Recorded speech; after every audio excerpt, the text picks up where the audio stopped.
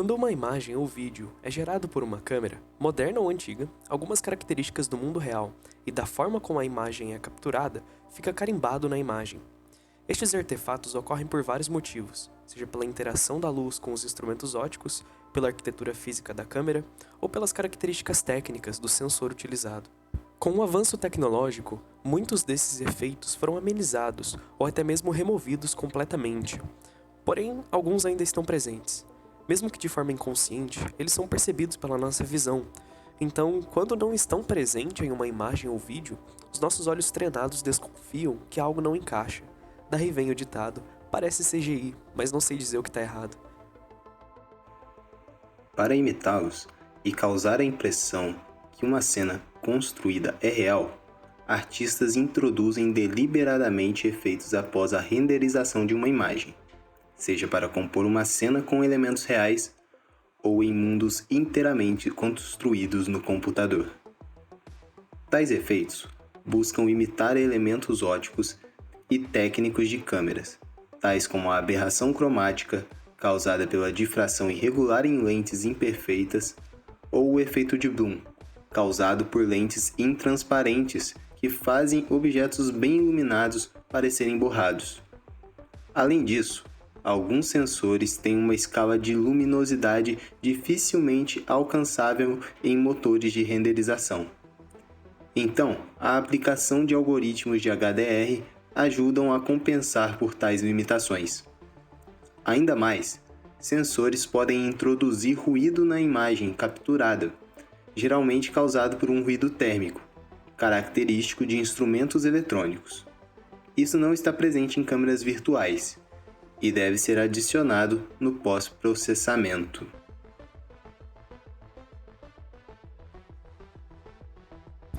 A aberração cromática é causada pela não linearidade cromática do índice de refração.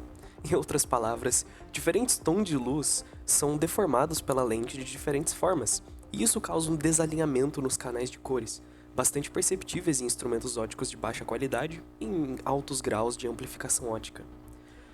Para imitar esse efeito, o algoritmo proposto calcula e mapeia a distância de cada pixel para o centro da imagem e ajusta a posição dos pixels proporcionalmente a essa distância, em diferentes quantidades para cada canal de cor. Para isso, o algoritmo calcula uma nova posição para o pixel com base nesses parâmetros e gera uma nova imagem, com a nova posição do pixel ajustada para a defasagem calculada. Depois, filtra as imperfeições causadas pelo arredondamento das posições dos pixels e retorna uma imagem com o efeito aplicado. Nas imagens a seguir, é possível visualizar o efeito na prática. Ele é especialmente visível em áreas de alto contraste e bordas onde ocorre uma mudança rápida na coloração, o que é de se esperar na realidade. Em algumas imagens, os efeitos são comparáveis ao efeito real. O algoritmo ainda precisa ser trabalhado para realizar a compensação nas bordas, visto que a defasagem gera erros por falta de informação nos extremos da imagem. Mas, de forma geral, é um efeito com ótima qualidade e possível de ser aplicado no pós-processamento de imagens para o aumento do realismo.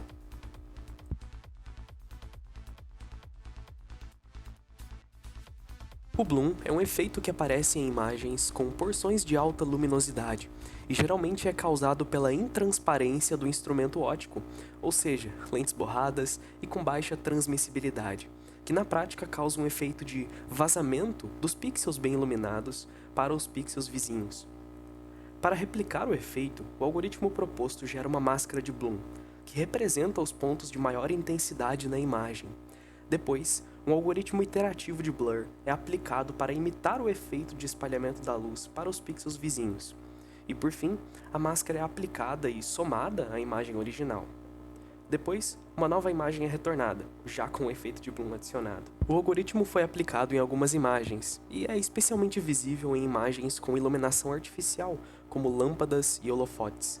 Mas o efeito é linear, e não conta com as características de imperfeições reais de lentes. Por isso, em alguns casos, o efeito parece ideal, que é algo ruim.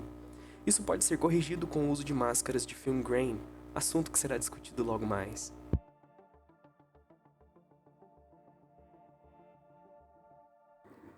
Film grain. Film grain é um ruído inerente à captura de imagens, principalmente em imagens capturadas de maneira analógica.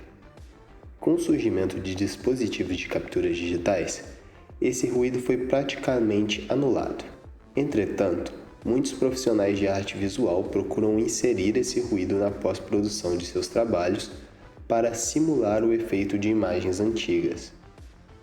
Para replicar esse efeito em nosso algoritmo, nós adicionamos uma imagem contendo ruído a uma imagem normal e obtivemos o efeito granulado, presente em muitos filmes e fotografias antigas.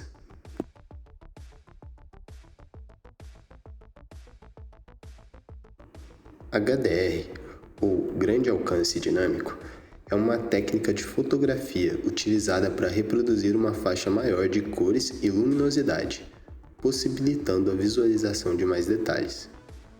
Basicamente, uma foto HDR é composta pela combinação de pelo menos 2 ou 3 fotos capturadas em diferentes níveis de exposição, uma em baixa exposição, uma com uma exposição média e uma com uma alta exposição. Isso possibilita aumentar a diferença entre os pixels mais claros e os mais escuros, aumentando nossa percepção dos detalhes.